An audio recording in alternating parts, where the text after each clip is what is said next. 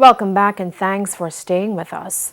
The upcoming Labor Day weekend could be a true test of the e-commerce National Delivery System ENDS platform. This as the government expects close to 250 businesses island-wide to utilize the platform. Anthony Logg reports. Labor Day weekend is fast approaching, and with tighter curfews and a lockdown on Monday, it's expected that those who are unable to stock up will have to turn to the e-commerce National Delivery Service ENDS. At Wednesday's post-cabinet press briefing, this update from Minister without Portfolio in the National Security Ministry, Matthew Samuda. We're now at the stage where I can report that we have applications from businesses in every single parish in Jamaica. We expect to have up to 248 businesses using the ENDS platform this weekend, and that is evenly spread right across the country. Persons who are also visiting the website would notice that several upgrades have been done by eGov in recent weeks, and the platform is much more user-friendly.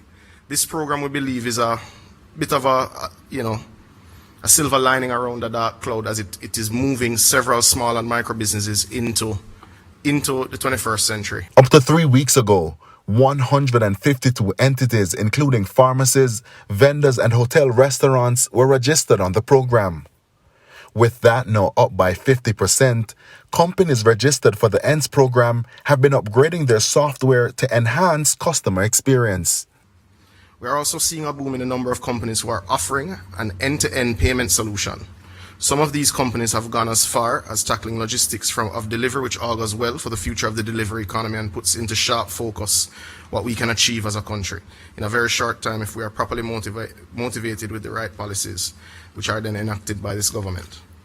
The companies that are new to the e-commerce space have been pulling out all the stops to retool their staff and infrastructure to include installing new hardware and software, as well as creating new apps to enhance the customer experience. And with concerns about what's being done to protect customers' personal data, this assurance from the government. Driver and business sign-up information is hosted safely on servers at the GOJ's data center.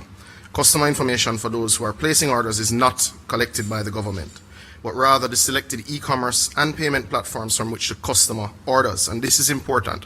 The government does not process any single order for any of these businesses.